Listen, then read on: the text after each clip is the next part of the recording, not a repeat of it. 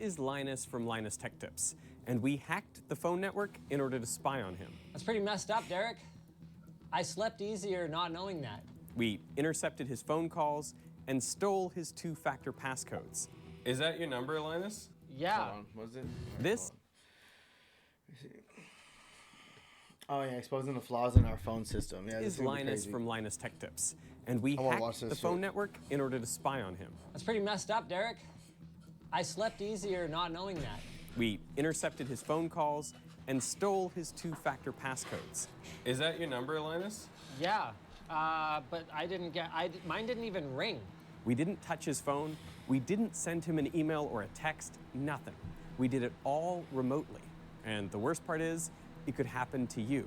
I think I'm really surprised that, no offense, but like, you guys did it. Well, you're not a career criminal, hacker, mastermind, necessarily. No, indeed. But here it is, a normal looking and feeling device with no, obvious problem with it, and you just receive my call instead of me receiving it. Just what, like on command? It's an That's app on your crazy. computer or what? I don't even know. But before we explain how we did all that, the first startup that Steve Jobs and Steve Wozniak made wasn't Apple. No, they were tackling a different problem, one where their product was actually illegal. So back in the 1970s, long-distance phone calls were really expensive. Adjusted for Internet inflation, phone call. a call from New York to London could run you $25 a minute. So these two entrepreneurs created a little blue box. And what it did was it hacked the telephone network. They could trick the telephone company into connecting the calls for free, among other things. We were young, and what we learned was that we could build something ourselves that could control billions of dollars worth of infrastructure in the world. I don't think there would have ever been an Apple computer had there not been blue boxing. Woz said you called the Pope. Yeah, we did call the Pope. Woz pretended to be Henry Kissinger. And we got the number of the Vatican, and we called the Pope. And they started waking people up in the hierarchy, I don't know, cardinals and this and that. And they actually sent someone to wake up the Pope. When finally we just burst out laughing, and they realized that we weren't Henry Kissinger. But That's how actually were funny they as able to fuck. do all of this with one electronic box made from Radio Shack parts? So, let me guess, is this possible still to intercept phone calls, like through cell towers? Until the mid-1920s, most phones had no way of dialing. When your phone was on the hook, about 48 volts was connected from the exchange to your phone. Then when you lifted the receiver, an internal circuit connected the speaker and microphone, drawing power, and that caused the voltage to drop to around 10 volts. And at the telephone exchange, this drop turned on a light bulb, alerting the operator, who would then pick up and ask who you're calling. Boston. Sarah, get me the Bluebird Diner. And after consulting a directory, they would connect a wire between your line and your friends. Manually connecting calls was labor-intensive. Operators had to handle hundreds of connections per hour. In 1910, one pundit said, soon the telephone system will need to employ every working-age woman in the country as an operator. Yeah. By 1950, there were more than 1 million of them in the US alone. to reduce costs, companies sought to automate the call connection process. And one solution was the rotary dial telephone. To use it, you place your finger in a number hole, rotate it to the end, and the dial rotates back. And on the inside, a metal disc with ridges turns. Each ridge pushes two metal plates into contact, completing the circuit to the exchange. The dial sends pulses to match each number. For the number 2, it sends 2 pulses. For the number 3, it sends 3 pulses. This goes on up to 10 pulses for the number 0, which is why 0 is at the far end Man, I of the haven't dial used one of those instead phones of in so beside long. the 1. Those pulses that travel down the phone line, they determine how your line is connected, so they're known as control signals.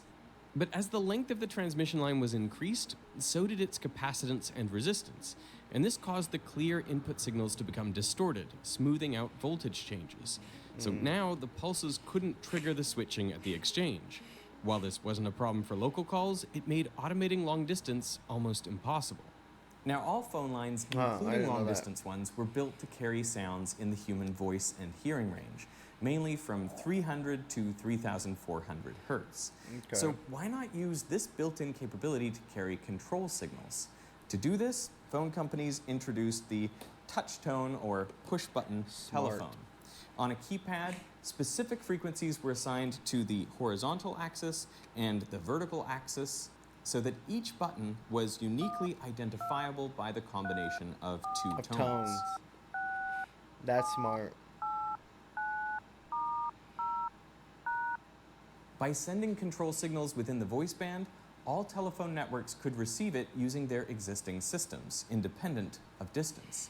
But with okay. this innovation came an opportunity for Jobs and Wozniak to exploit. Yeah. When you made a long-distance call, it was first routed to a central node. This node Okay. communicated with a remote node, and they determined if a line was free by checking whether both sides were sending a 2600 hertz tone. So Jobs and Woz exploited this. First, they would dial a toll-free 1-800 number, which would get them into a local node.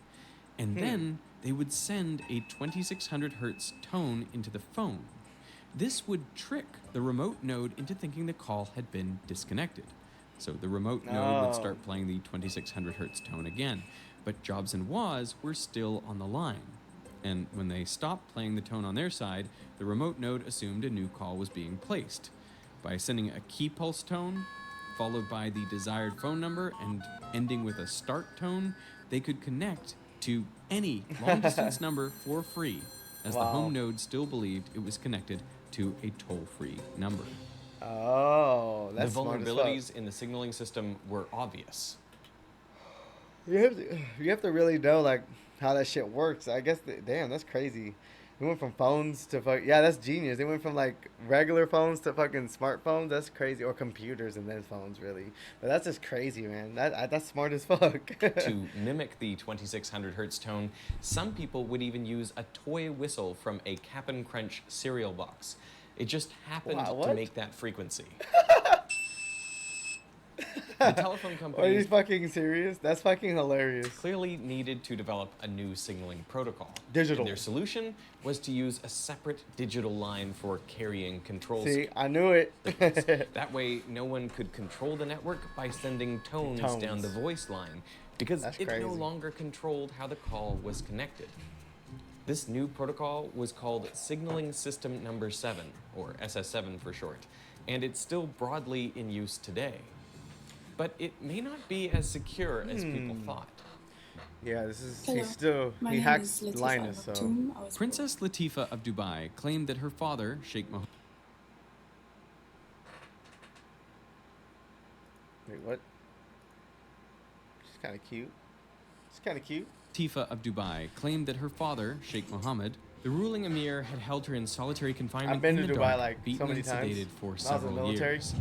In late February 2018, her Finnish martial arts instructor Tina Oh, thanks for the follow. What's your name? I see prods. Nice. Thanks for the follow. Appreciate it, man. 90. 10 away. Tell your friends. helped her escape. What's They up? fled to a yacht captained by former French intelligence officer Hervé Jalbert, and for 8 days they sailed toward India. Latifa was hopeful, but it wasn't to last. Late on the night of March 4th, a dark boat pulled up I'll call you alongside. Icy. What's up, It Icy? was sent by her father. I got you. Laser sights pierced the smoke as agents boarded the yacht, abducting Latifa and taking her back to Dubai. What? Wait, hold on. Let me run this back. It Hold wasn't to up. last. Wait, They what? fled- had held This her is in a real solitary story? confinement in the dark, beaten and sedated for several years. In late February 2018, her This Finnish really happened? martial arts instructor Tina helped her escape. What the fuck? This sounds like a crazy ass story. People are still doing this shit? It's like 2024. This sounds like some shit that happened in like medieval times or some shit. I They don't know. fled to a yacht captained by former French intelligence officer Hervé Jalbert. Sounds like it's fucking. This is crazy. And for Maybe that's 8 plot of a days, movie. they sailed toward India. Latifa was hopeful, but it wasn't to last. I'm watching this guy. He hacks. He's intercepting like phone calls from people like on smartphones. So he's like breaking down the whole story of like history of phones and shit. He said you need to join the cult of Hetsu now, just be a part of the community. Late on the night of March 4th, a dark boat pulled up alongside. It was sent by her father. Laser sights pierced the That's smoke crazy. as agents boarded the Her yacht, dad came with the abducting ops. Latifah and taking her back to Dubai. You see, I'm gonna come after you, daughter. Don't worry. I'm gonna get your ass back. But how did they find her? Well, the captain had been the victim of a coordinated SS7 attack, one aiming to pinpoint his location and, by extension, the whereabouts of the princess. And I'm going to show you how, Crazy. using the exact same steps to spy on my friends. That's crazy. With their permission, of course. That sounds crazy as fuck. This is Karsten Knoll and Alexandra de Like, what are people doing kidnapping princesses still? It's 2024. What?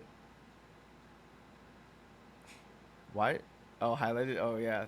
Thanks for the bits, bro. Oliveira. Appreciate that. They are cybersecurity specialists who are helping And me then whenever spy you can, on you Linus. should get on TT We and took watch my 3 edits. steps to Okay. spy on him. First, you have to infiltrate SS7. You do edits? Second, gain trust. And third, attack. Of course, the main reason any of this is possible is step 1. When SS7 was introduced in 1980, mobile phones barely existed. They were so big that they were mainly just used as car phones. But things changed quickly, and the number Cool. of mobile I'll phones check in the it world out. exploded. Roaming is one of the main use cases of SS7. Say, Derek, Roaming. you visit me over here.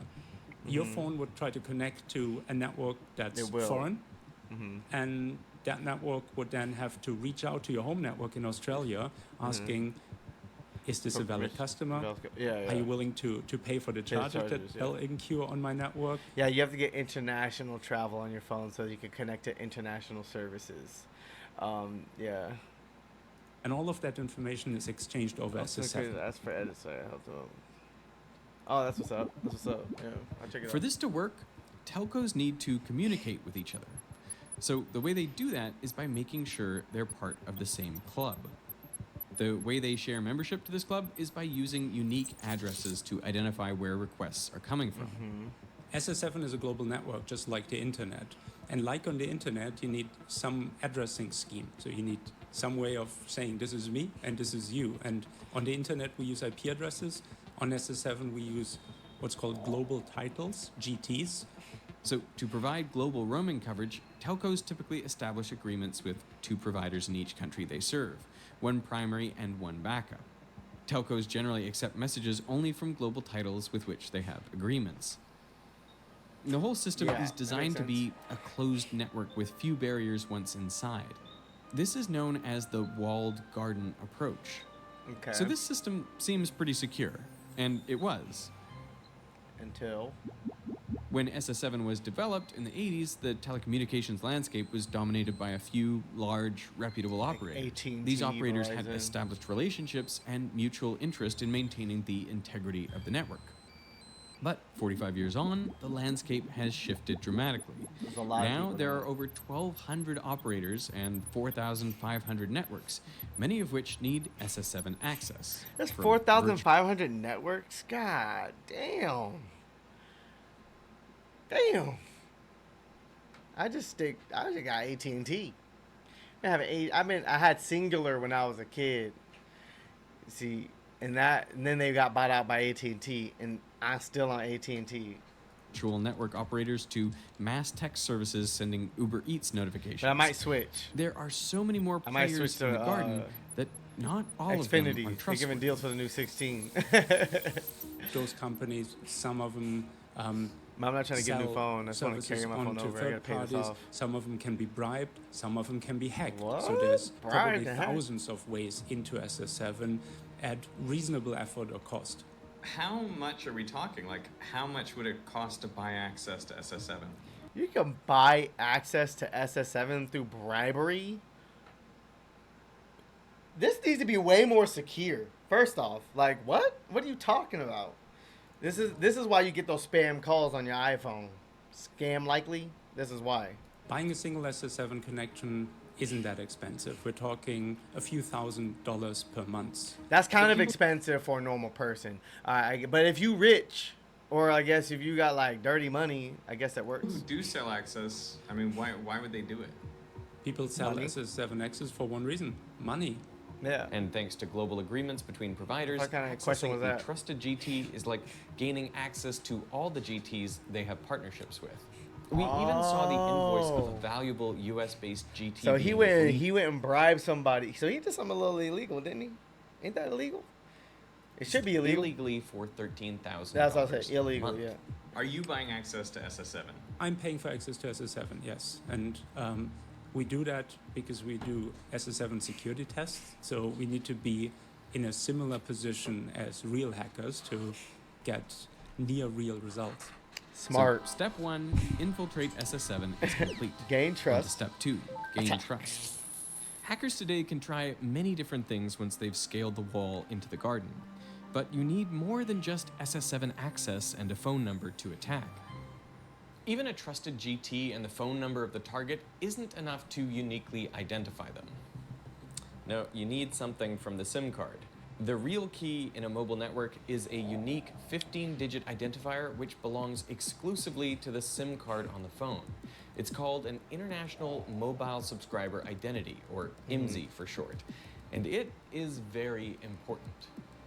Basically, to be able to collect the IMSI from a subscriber, we would launch some of the messages such as send routing info or send routing info for SM. These messages are normally used to collect the IMSI. Networks have firewalls in place that will deny some requests if they look suspicious. Getting an IMSI is crucial to appear trusted. So let's move on to the critical step 3, attack. Do you want to just like try the phone? Is there anything you can try to see if it works? Like call someone or text someone? Sure, I'll call my wife. She normally pick up? Yeah, she'll probably pick up. Hello? Hello, Yvonne. This is the voice of your husband. I would like to talk to you about the payment. Fuck with it. Okay, hi. No, it's me. Did she hang up on you? Yeah, she did. So we've established the phone works as a completely normal phone. Do you have any important calls coming up? I don't know if I'd say it's important, but I'm on my way to Creator Summit tonight, and James from Hacksmith was going to call me, and we were going to kind of make some plans. I'm getting a call right now. Are you getting a call? No? Hello, this is Linus. Hey, Lance, it's James. How's it going? It's going really well. How are you? Pretty good. Am I going to see you at the YouTube Summit? Yes, I'm really looking forward to that. Man, do I hate Macs. I feel like that's your persona, man. You can't game on a Mac. Linus, you want to talk? I would like to talk, but I never got the call, so... What number did you dial? 4473. Is that your number, Linus? Yeah, but I didn't get... mine didn't even ring. I heard it ring, but I heard it through my speakers on my computer, because I assume it went to your phone then. That's Yeah. right. Or did it go to your computer? No, yeah, it went to everything of mine. So, yeah, James, I don't know. You called Linus, and it went to me. Thank you for taking part in this weird demonstration.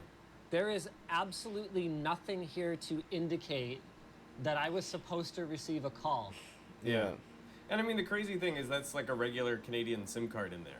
So any Canadian SIM card, in theory, could be vulnerable to such an attack, where, someone That's dials crazy your as number and it fuck. just doesn't go to you. This is like freaking, but on a completely different level. That's Yeah. exactly it. Now, I'm familiar already with the concept of SIM swapping, where you social engineer a way to get a SIM that is registered to someone else's account. We've actually had accounts stolen that way in the past. But in Yeah. this case, my phone still works. Hello? Hey, so the demo we're doing is pretty trippy, hun. Basically, they had Hacksmith call me. My phone didn't ring at all. And instead, Derek from Veritasium picked up the phone call and was able to talk to him. And Hacksmith had no idea that he called me. And then, Sorry, Oh. I'm with Cindy. hi, Cindy. Oh, you're not on speaker. Okay, that's fine. Just tell Cindy hi for me. So how are we able to seize control of Linus's number like that? When you put a phone number in your address book, you often don't put the country code. But then if you're in a roaming That's why I'm scenario, getting sick. that phone Like, number would slightly connect sick. to a completely different person in the country you are Or it currently could be in. the vape. So One of it the does two. make sense to basically overrule people's choices as to whom they're trying to dial, because they're not going to triple check each time whether their address book entries have country codes in them. This is a powerful function. By tricking the network into thinking his phone is roaming, we can rewrite the number he is calling to a number that we control. And so what I did at the end was, when I received this message, I sent back your number that you can see here was your US-based number. So even if you were located in Australia, I was still able to forward the call to you on your US number in Australia. That's amazing. You just try a few times and then it works, right? Yes. It's not always that simple, but this time it was quite efficacious. So the most important question I have now then is, what did you need to steal from me in order to become me? Like, is this something you can social engineer out of my carrier? Is this something that I would need to accidentally leak a screenshot of my IMEI? At the very simplest, all we would need is your phone number. That's it. You could even do something where I could act as a middleman, where I would reroute the call to me, but also simultaneously I would dial for you the real number and I would send you through to them. And then I can sit on the line and just record that call. Yikes. But this isn't the only attack. We can do a lot more with SS7. We can also intercept text messages as part of our suite of attacks. Similar to phone calls, we can trick the network into thinking the target is roaming, which reroutes their messages to our GT. We can then steal one-time passwords used in two-factor authentication. Oh, wow. This type of attack works until the subscriber interacts with their phone network, at which point the phone reconnects to the correct GT. But you need a few seconds only to hack into somebody's account, of course. You need that few second window to receive the one-time password. So we actually set up a new Linus YouTube channel. Okay, so theoretically, he could get this username and password via a dump because I'm a butthead and I use the same username and password across different accounts. Or he could install a keylogger on my system. He could get it that way when I'm typing it in. So then I verify my number, but of course he has my number because that's realistically not that hard to find. And theoretically, I'm supposed to get a two-factor code right now, except... I got it. 820299. Wow. I'm in. He's in. He hacked the mainframe. Wild, hey? Yep. We could hack your YouTube account. I'm gonna start posting science videos on Linus Tech Tips. Oh, that's okay. I'm sure they'll get like 30 million views or whatever, so I'll be fine with it. Thanks for the AdSense. Deal. And you could see the code right there. Exact. So you could see it at the bottom, 820299. So basically, once the interception is running, then I would receive any SMS sent. He would never have known that he missed those messages or that they were intercepted. Exactly. Wow. Exact. Wow. Yeah, this seems pretty serious.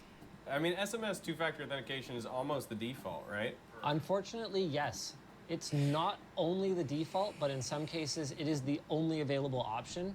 And sometimes that can even be for accounts that should be treated with the utmost of care, like a bank account. There's a third method of attack that we weren't able to show Linus. Lucky for him, his network blocked the requests. On many networks, you can use the IMSI number and the switching center info we harvested in step 2 to send a command deeper into the network. By targeting the switching center where the device with the IMSI is connected, we can issue a command routinely used for legitimate purposes, such as routing and forwarding calls or providing emergency services based on the device's location. Using this request, we can track a target's location. It's not as hard as you'd think. SS7 doesn't even rely on GPS to locate someone. In fact, it was invented before GPS was even in public use. One way to do this is if a target is in range of multiple cell towers, their location can be narrowed down to where the signals overlap. The more towers in range, the more precise the location. A more accurate method measures the time it takes for signals to reach a phone from 3 towers. By calculating the distance based on transmission speed, we can pinpoint an exact location on a 2D plane. But SS7 attacks don't use either of these methods. They try to be subtle. An SS7 location request simply identifies the cell tower the target is connected to. In an urban area with many towers, this can place them to within 100 meters. Oh, You wow. definitely know which city block somebody is in, and if you wanted to for instance, find out whether they're at home or at work, this is a great way to do it. Yeah, that's it's a little bit scary. That is scary. In 2016, Karsten and his team used this method to track U.S. Congressman Ted Lieu.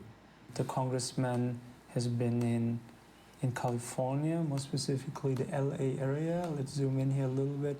So that is how we did it. We executed 3 steps. We infiltrated SS7, gained trust, and attacked. We intercepted Linus's phone calls and text messages. I'm not sure he was as excited about it as I was. This is why we can't have nice things. Yeah. Up until now, this has just been a bit of fun. I've demonstrated these attacks on a friend of mine. But the threats are real, and Yes, they they can are. have devastating consequences. Fuck that. They will kill her, the captain texted shortly before Latifah was abducted. His phone was the target of an SS7 attack that involved all 3 of the steps we explored. To start, the attackers had leased multiple GTs in different countries. Then, the following all happened in a 5-minute window. First, they sent at least 7 separate requests aiming to get the captain's IMSI from his US-based operator. When that didn't seem to work, they followed up with at least 4 location requests. So, did it work? Well, all of these requests were blocked by firewalls. That's why we have all the details. But there was a 6th GT we haven't shown. This one nearby in the US. We have no information about the requests on this GT because they likely weren't stopped. Yeah. We spoke with Crofton Black, the investigative journalist who revealed the SS7 exploits in this story, and this is what he told us. It's a brilliant example of SS7 involvement because it illustrates a classic, sophisticated pattern of attack. Yeah. Multiple GTs in multiple countries. It's a textbook example of And plus, he owns like the cell phone companies out there, so like, penetration yeah. risks.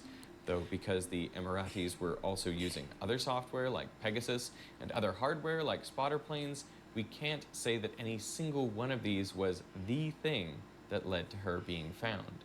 Yeah. But the evidence is damning. And SS7 is used pretty widely. Criminals have used SS7 to intercept SMS 2-factor authentication codes and empty millions of dollars from bank accounts. For some, SS7 is just the first step. The NSO Group, a notorious Israeli cyber surveillance firm, acquired an SS7 tracking company in 2014. NSO is the company behind Pegasus, a spyware tool that gains complete access to targeted phones without a user clicking anything, embedding itself and erasing traces of entry. Such zero-click hacks are costly. They can cost more than $4 million per exploit. Woo! Before NSO commits resources targeting specific software or vulnerabilities on a phone, first they gather basic data, like device type and software version, to make their lives easier. And as you've seen with SS7, this isn't hard. One expert we spoke to tested a foreign network and found 20 to 30 VIPs were constantly under surveillance there, including the country's chief of cybersecurity. Accurate data on tracking is difficult so much to come money, by, though. but another expert provided evidence of more than 2.5 million tracking attempts per year, though they reminded us that the people being targeted are generally those of interest to state agencies. Now, we couldn't find data on interception attempts, but luckily experts told us this is far less common. So millions of malicious SS7 requests are sent each year, but it used to be even worse. To request location over SS7, you used to be able to send a command without even knowing the IMSI, and the network would just provide it to you, no questions asked. The classical example is the anytime interrogation request, which, as the name already suggests, is kind of a creepy command. I don't believe there's ever a legitimate purpose for one network to send this command to another network interrogating about their customers. Karsten Knoll and fellow security researcher Tobias Engel exposed these vulnerabilities publicly in 2014. The SS7 research that was disclosed in 2014 was a wake-up call to the industry. Most people had heard rumors that SS7 tracking and spying was possible, but they hadn't really seen hard evidence of it, and especially how easy it is. That a ragtag gang of hackers from Berlin with very amateur means can do any type of SS7 hacking that they want. Yeah, we have to pay After so their much money. conference, all of the German telcos immediately started refusing these requests. Anytime integration is the first SS7 command, everyone stopped because it was abused a lot and never used constructively. But there is over 150 other messages that need to be stopped as well to make SS7 be completely secure. So if there are so many German ways to craftsmanship for use real. SS7, why haven't we gotten rid of it? Well, because it's the backbone of 2G and 3G communications. Oh, well, I use 5G. So what if we phase out 2G and 3G? I got 5G. Well, that has caused problems. Since 2018, cars in the EU are equipped with mandatory emergency call buttons that trigger in an accident.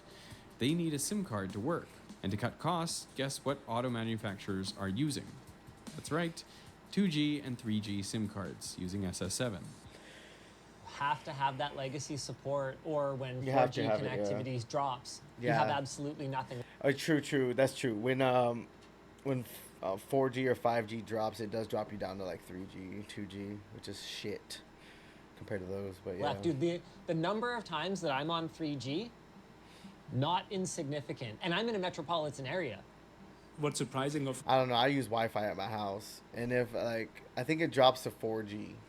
course, is that there hasn't been a global push yet to replace SS7 with one of the two newer versions of the technology, the latest of which that was introduced with 5G, seems pretty secure, but that's now a problem of first mover disadvantage. So because of the network effects, you get nothing out of adopting a technology as the first guy. You want to be the last one when everyone else is already connected. Fuck all that. That's all I gotta say. Fuck what he's saying. Get you 5G. It's the shit. Anyways. And you get the full benefit from also joining the club. So even though the 5G signaling protocol can stop the attacks completely, and many networks are using 5G technology on their networks, when routing calls between networks, SS7 is still the de facto standard. It's between You create services. a tremendous amount of I'm like, hey, you got AT&T? Ah, I can't call you, homie. Sorry, my bad. inertia. Now, honestly, it's probably the automated like two-factor authentication texts are definitely going over like 3G or whatever the fuck it is. To use a term that's probably more your channel than my channel. You ain't got that blue text message, homie? I'm sorry, I can't text you, dog. That makes moving on extremely difficult. So unless there are some new major events that put this back on the public radar, it could be another 10, 15, maybe even 20 years until SS7 networks are finally switched off. What's crazy is that we exploited these vulnerabilities, and I'm just a YouTuber. I did have the help of some excellent security researchers, but I'm surprised at how easy it all is. Now imagine if I had the backing of a government. This is a real problem. Yeah, they're already tapping into all our phones in the U.S. We already know this.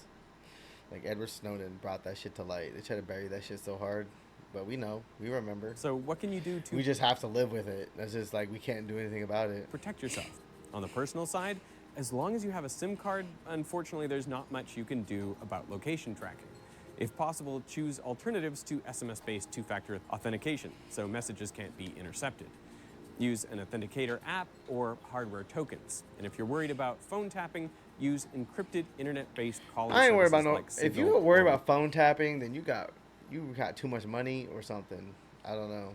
WhatsApp. I don't even worry We've about been nothing. told this is mainly used on people of interest. So Yeah. should it really matter to you? SS7 is Kinda. a huge privacy intrusion, and there's millions of abuse cases every single month. I've gotten weird phone calls. Can I get like they're always Indian voices? Can I get the SSID number of your cell phone so I could give you a free call? I'm like, bro, stop trying to hack me, dog. I just hang up. Whether privacy intrusion is a I don't problem. even know why I answer those phone calls because I have like important phone calls sometimes for random shit, jobs or whatever, so I answer them, just in case. And then I answer them like, we have a special deal for you on Xfinity to give you free deal on phone. I'm like, nah, I'm sorry. For everyone individually, of course. I'll go into the store. I'm so paranoid. I don't do anything over the phone or the internet half the time. I'll go to the store to handle like anything technology related, bro. It's almost Especially a my philosophical phone. question, right? Somebody Or the bank too. I'll go straight into the bank to do anything with like, yeah, I who swear I grew will. up more in the Berlin tradition of the Chaos Computer Club, like myself, strongly believes that privacy and the ability to kind of form your own thoughts without being observed is a prerequisite for democracy. But many other people would argue nothing to hide, nothing to fear. That's crazy. Man. Our technological world will never be perfect. By the time we secure or replace SS7, vulnerabilities will already have been found in the new system. There's always gonna be Luckily, there's an vulnerabilities. easy way to be ready for whatever the future holds. LifeLock. Build your knowledge and problem-solving skills a little bit every day, and you can start doing that right now for free. You just with gotta this know how it can be done, and then just like educate yourself on like what people are gonna be fishing for in emails or phone calls. You know what I'm saying? Like, I don't give out any information like about shit over the phone. That's what I don't do that at all. This video's sponsor, Brilliant. Brilliant has thousands of interactive Unless I called them, I don't give out no information. lessons where you can learn by doing, making you a better thinker. But that's a crazy ass video. Why democracy is mathematically impossible? Sounds like a fucking communist to me.